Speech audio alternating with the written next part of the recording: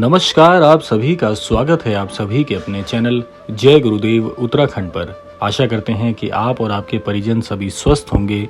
इसी कामना के साथ आइए प्रारंभ करते हैं आज का ये दिव्य अध्याय।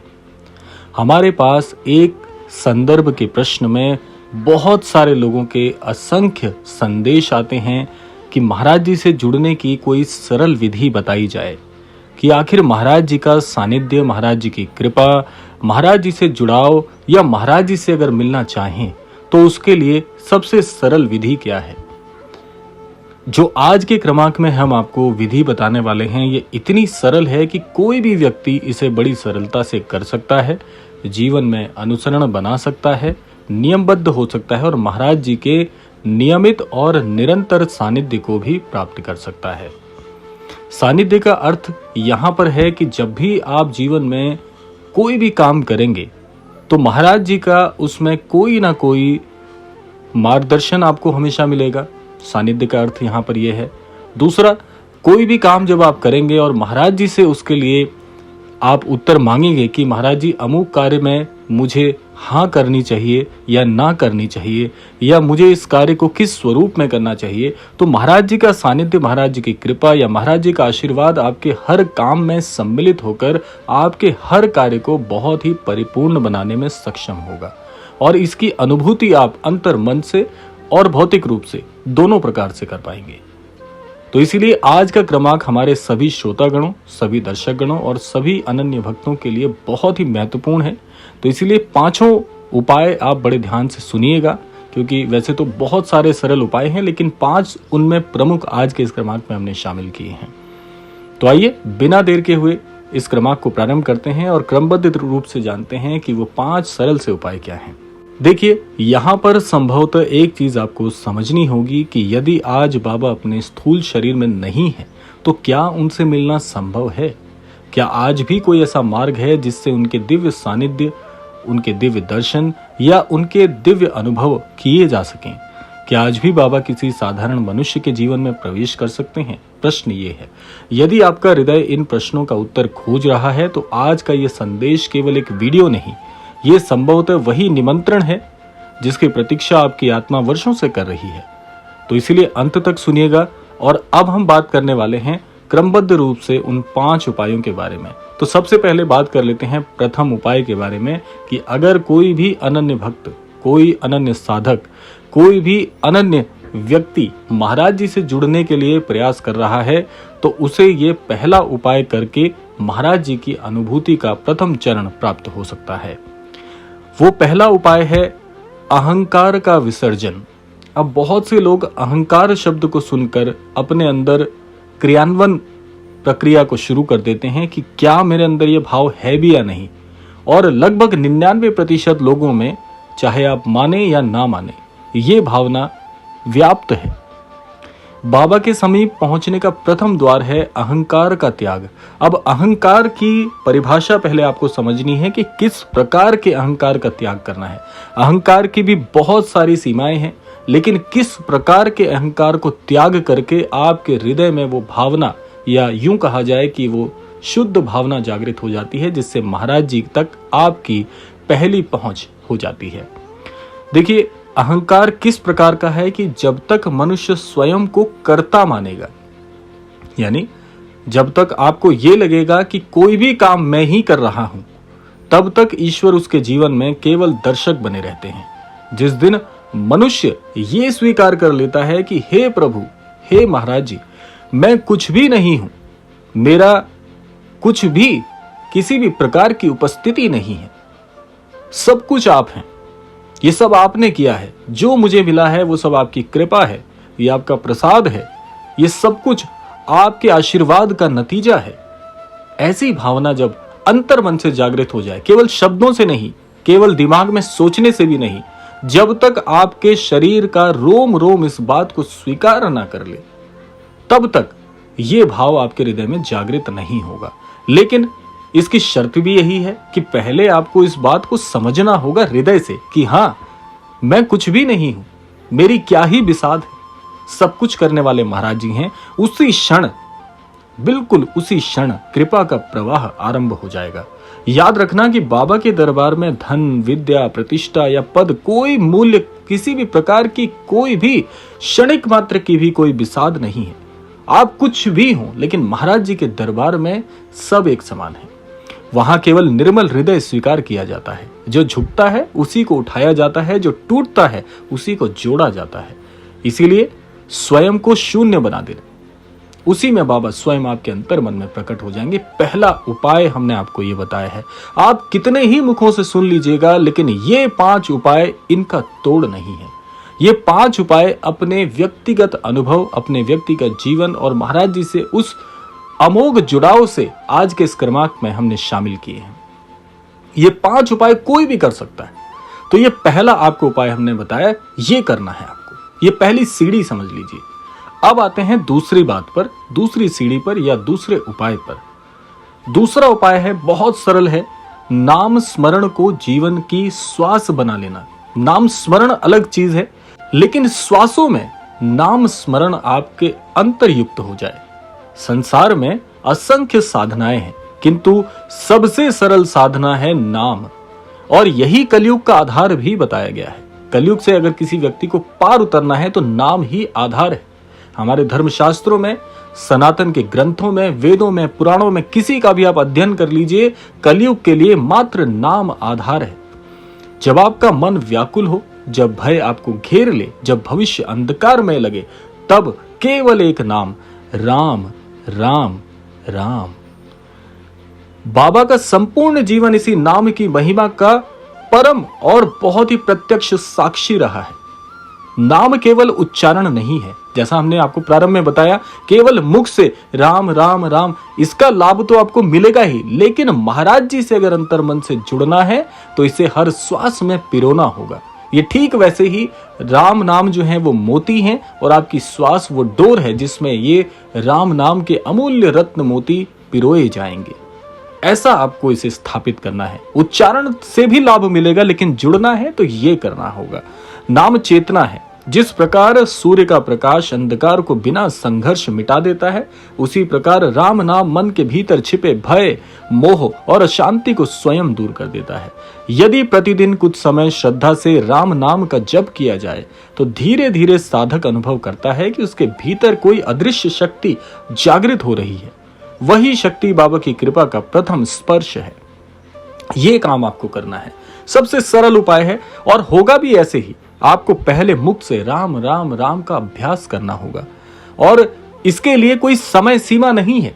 बहुत से लोग यहां पर निराश हो जाएंगे कि यह प्रक्रिया तो कई साल ले लेगी, लेकिन ये साल नहीं लेगी। ये आपके हृदय में महाराज जी से जुड़ने के लिए जितना लालायितपन होगा, जितनी ज्यादा उत्सुकता होगी, जितना ज्यादा आपके प्रेम का वेग होगा महाराज जी के लिए, उतना कम समय लगेगा। अलग अलग हृदय हैं, अलग अलग भावनाएं हैं, अलग अलग सोच हैं, अलग अलग विचार हैं, लेकिन प्रेम अगर घनिष्ठ है तो आपको समय नहीं लगेगा। दूसरा उपाय। अब बात कर लेते हैं तीसरे उपाय की। तीसरा उपाय और भी शुद्ध है और भी सरल है। तीसरा उपाय है जो महाराज जी अपने मुख से, महाराज जी ने जिसका बखान किया है, व्याख्या की है, वो है निस्वार्थ सेवा। महाराज जी से केवल और केवल महाराज जी के लिए आपको बता रहे हैं कि महाराज जी से अगर आपको जुड़ना है, श्रद्धेय श्री नीव करौरी महाराज जी से, आप निस्वार्थ सेवा का भाव पकड़ लीजिए। बस बहुत सरल कार्य है। एक रहस्य जानिए, बाबा जी तक पहुंचने का सबसे छोटा मार्ग मंदिर नहीं, मानव सेवा है। जब आप किसी भूखे को भोजन कराते हैं, किसी निराश व्यक्ति को आशा देते हैं, किसी रोते हुए मनुष्य के आंसू पोंछते हैं, तब समझ लीजिए आप सीधे बाबा के चरणों में पुष्प अर्पित कर रहे हैं। क्योंकि संत कभी केवल मूर्तियों में नहीं रहते, वो प्रत्येक प्राणी के हृदय में निवास करते हैं। जिस दिन सेवा में स्वार्थ समाप्त हो जाता है, उसी दिन सेवा साधना बन जाती है, और वहां जहां साधना होती है वहां कृपा अवश्य उतरती है। उसे बाध्य होकर उतरना ही पड़ता है। इससे सरल और क्या बताया जाए आपको। तो 3 उपाय ये जो अभी हमने आपको बताए हैं, ये बहुत सरल है। निस्वार्थ भाव अगर आप पकड़ लें, ये मेरा बहुत प्रिय अनुभव है महाराज जी के साथ में, कि जब आपका हृदय आपको पूरी तरह से कटोचने लगे, आपको लगे स्थिति अनियंत्रित है, जीवन संभल नहीं रहा, निस्वार्थ भाव से सेवा पकड़ लेना, आपकी जीवन की गाड़ी पटरी पर वापस लौट आएगी। सबसे सरल और सबसे प्रिय ये काम है। आइए जानते हैं चौथा उपाय। बहुत सरल उपाय हम आज के क्रमांक में आपके लिए लेकर आए हैं। चौथा उपाय है मौन का अभ्यास। सबसे सटीक और सबसे प्रभावी अगर कोई उपाय है तो मौन है। मौन का अभ्यास करें। आज का मनुष्य बोलता बहुत है पर सुनता कम है। जब तक मन निरंतर शब्दों से भरा रहेगा, दुनियादारी से भरा हुआ रहेगा, तब तक भीतर की दिव्य वाणी आखिर कैसे सुनाई देगी। आज का मनुष्य अपने अंतर्मन की पुकार को जानता भी नहीं है, सुनना तो बहुत दूर की बात है। बाबा अनेक बार बिना बोले ही भक्तों के प्रश्नों का उत्तर दे देते थे। और एक छोटा सा यहां पर कथांक हम जोड़ना चाहेंगे, एक व्यक्तिगत सत्संग कार्यक्रम का अपना। एक गुजरात में एक जगह सत्संग कार्यक्रम था जहां पर अनन्य भक्तों के बीच यही उपाय हमने बताया था, जहां पर मौन के बारे में एक प्रश्न हमारे पास आया कि मौन के लाभ क्या हैं। और जिस संदर्भ में आज का ये सत्संग, आज का ये क्रमांक आप सुन रहे हैं, बिल्कुल ठीक उसी प्रकार से मौन के विषय में और महाराज जी से जुड़ने के प्रति अगर मौन का अभ्यास जोड़ दिया जाए तो कैसे महाराज जी को प्राप्त किया जा सकता है, इस संदर्भ में भी हमने वहां पर एक बहुत सुंदर सत्संग किया था। तो कहने का आशय है कि जब तक मन निरंतर शब्दों से भरा रहेगा तब तक भीतर की दिव्य वाणी सुनाई नहीं देगी आपको। बाबा अनेक बार बिना बोले ही भक्तों के प्रश्नों का उत्तर दे देते थे, क्योंकि सत्य शब्दों से नहीं मौन से प्रकट होता है। प्रतिदिन कुछ समय केवल मौन में बैठिए। अब बहुत से लोगों का प्रश्न आएगा कि मौन रहकर सोचें क्या। बहुत ही चतुर ये प्रश्न आता है कि अगर मौन होंगे तो उस समय क्या सोचेंगे। देखिए, मौन के समय अगर आप, पहले तो हम आपको यही बताना चाहेंगे कि मौन के समय शून्य विचार रखें। लेकिन फिर भी जब आप प्रारंभ में कोई व्यक्ति मौन का अभ्यास करता है तो विचार बहुत आते हैं। ऐसे समय में इस मस्तिष्क को कैसे आप चकमा दे सकते हैं। मौन के समय केवल महाराज जी की छवि सोचना शुरू कर दीजिए और बाकी महाराज जी पर छोड़ दीजिए। आप बोलना हृदय से कि महाराज जी, आज मेरा प्रथम दिन है मौन का और मैं चाहता हूं कि आप मेरे मौन को सटीक आपके चरणों में स्थापित कर दें। तो महाराज जी, मैं आपकी छवि चित्र का, आपकी अमोघ छवि का दर्शन अपने हृदय में करता हूं, आपको सोचता हूं, आपको विचारता हूं, बाकी आप देख लीजिएगा। महाराज जी इतने दयालु हैं कि वो क्या करेंगे कि आपके जो विचार हैं उन्हें शून्य बनाकर महाराज जी की छवि पर ही केंद्रित कर देंगे और फिर देखना जो चमत्कार होगा महाराज जी के सानिध्य का, वो आप सोच भी नहीं सकते, शब्दों में कह नहीं सकते। इतना अद्भुत ये कार्य है। तो इसीलिए आप सभी के लिए मौन का एक छोटा सा अभ्यास आज के इस क्रमांक में हमने जोड़ा है, जो कि चौथा उपाय था। और अनुभव कीजिए कि भीतर कोई अदृश्य उपस्थिति आपको देख रही है और निसंदेह महाराज जी के दर्शन आपको हो रहे हैं। आप देखना, पहले दिन कुछ अनुभव हो ना हो, परंतु यदि धैर्य बनाकर आपने मौन धारण कर लिया, मौन की आदत डाल ली, आप देखना आपका जीवन अपने आप में गुरु मंत्र बन जाएगा। बहुत ही दिव्य प्रयोग है, बहुत ज्यादा। अब पांचवा और सबसे महत्वपूर्ण और आज के इस क्रमांक का अंतिम उपाय वो है संपूर्ण समर्पण। इससे बढ़कर इस जीवन में कुछ नहीं। अगर जीवन सार्थक करना हो, परेशानियों से घिरे हुए जीवन को बाहर निकालना हो, आध्यात्म में गति करनी हो, जीवन में सफलता प्राप्त करनी हो, किसी प्रकार के अनजाने भय से अगर आपको भय हो रहा हो, हृदय आपका बहुत व्याकुल हो, समर्पण का भाव। अब देखिए, इस उपाय में बहुत सारी चीजें आपकी जो है संपूर्ण हो जाती हैं और जिसे अधिकांश लोग सुनते तो हैं किंतु अपनाते नहीं। समर्पण। अब समर्पण का अर्थ यहाँ पर बहुत सारे लोग अलग अलग अपने विचारों से सोचते हैं। समर्पण का सही अर्थ क्या है जिससे महाराज जी की प्राप्ति हो जाए, आइए अब जान लेते हैं। देखिए, समर्पण का अर्थ हार मान लेना नहीं है। बहुत सारे लोग यही कहते हैं कि समर्पण का अर्थ तो हृदय छोटा कर कर किसी के सामने नतमस्तक हो जाना है। इसकी गलत व्याख्या बहुत से लोग जानते हैं और समझते हैं। समर्पण का अर्थ हार मानना नहीं, बल्कि समर्पण का अर्थ है अपने भय, अपनी चिंता, अपनी योजनाएं, अपनी असफलताएं, अपना सर्वस्व सब कुछ बाबा के चरणों में अर्पित कर देना। और मनुष्य जितना भविष्य को नियंत्रित करना चाहता है उतना ही दुखी होता जाता है। पर जिसने ये स्वीकार कर लिया जो बाबा की इच्छा है वही मेरी इच्छा है, ये एक वाक्य अपने जीवन का गुरु मंत्र बना लें कि जो महाराज जी चाहेंगे वही मैं चाहूंगा, उसके भीतर अद्भुत शांति उतरने लगेगी। जो व्यक्ति ऐसा विचारेगा, यहीं से चमत्कार प्रारंभ होते हैं, क्योंकि जहां समर्पण है वहीं कृपा जो है महाराज जी की वो आरंभ हो जाती है। बहुत से लोग ये सोचेंगे कि हमारी इच्छा कुछ और है, पर महाराज जी अगर कुछ और चाहेंगे तो हमारी इच्छा तो दब जाएगी, हमारे सपने तो टूट जाएंगे, क्योंकि महाराज जी ने कुछ और सोचा होगा। लेकिन मैं आपको ये बात शर्तिया बता देना चाहता हूं कि जो आपकी इच्छा है, और अगर आप ये सोचते हैं कि महाराज जी मेरी इच्छा तो ये है, लेकिन आप जो चाहें, जो मेरे लिए बहुत महत्वपूर्ण है, वो प्रदान कीजिए, तो आप भूलिए मत, महाराज जी आपसे प्रेम करते हैं। और जहां प्रेम होता है वहां पर इच्छाएं दबाई नहीं जाती, बल्कि इच्छाएं इस संपूर्ण सृष्टि की शक्ति से आपके लिए उतारी जाती हैं। आपकी कोई इच्छा अधूरी नहीं रहेगी। जितना आप सोचेंगे, जो आप सोचेंगे, उससे कई गुना महाराज जी की शरणागत आपको मिलता है। ये बात आप रेखांकित कर लीजिए। और एक रहस्यमय सत्य आपके साथ साझा कर लेते हैं। क्या आपने कभी ऐसा अनुभव किया है कि अचानक बिना कारण किसी मंदिर जाने के लिए, किसी पवित्र स्थान पर जाने के लिए, आध्यात्म से जुड़ने के लिए अनायास महाराज जी की कोई व्यवस्था आपके जीवन में हुई हो? जब जब आपने महाराज जी को विचारा होगा तो देखना, महाराज जी की जो शक्ति है या महाराज जी का जो प्रताप है वो आपको अपनी ओर आकर्षित करना शुरू कर देता है। एक बार अगर आप महाराज जी के छवि चित्र को भी बड़े ध्यान से प्रेम पूर्वक देखते हैं तो आपकी आंखों में अपने आप अश्रु आने लगते हैं, हृदय में अपने आप एक प्रकार का बहुत ही करुण भाव जागृत हो जाता है। ये और कुछ नहीं, महाराज जी की उपस्थिति है। और इस क्रमांक को सुनने वाले, इस क्रमांक को देखने वाले हर एक अनन्य भक्त, हर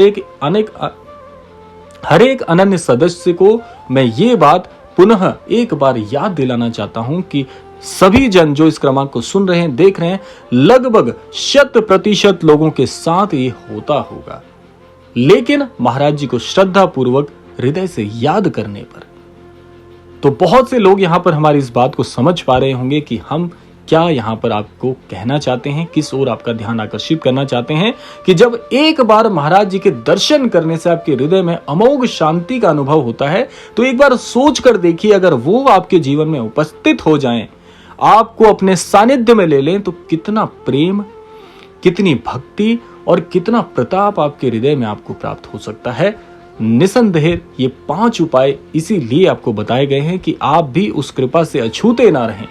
एक अनन्य भक्त का कार्य यही होता है कि अनन्य भक्त परिवार के सभी सदस्यों को अपने व्यक्तिगत जीवन के अनुभव से, अपने व्यक्तिगत ज्ञान से अवगत कराएं। यही अनन्य भक्त परिवार की अपनी मर्यादा होती है।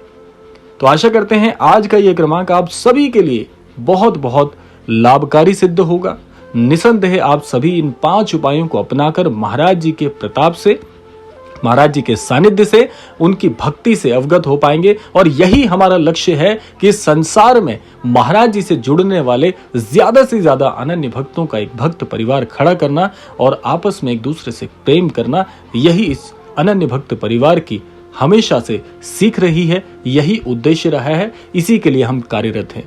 तो आशा करते हैं यह क्रमांक आप सबके लिए फलदायी होगा। इसी कामना के साथ समय आता है विदा लेने का। यही कहना चाहेंगे कि महाराज जी का आशीर्वाद, महाराज जी की कृपा आपके जीवन में यूं ही बरसती रहे। आप सभी पर महाराज जी का आशीर्वाद बना रहे। मिलते हैं अगले क्रमांक में, तब तक के लिए जय श्री राम, जय गुरुदेव, जय उत्तराखंड।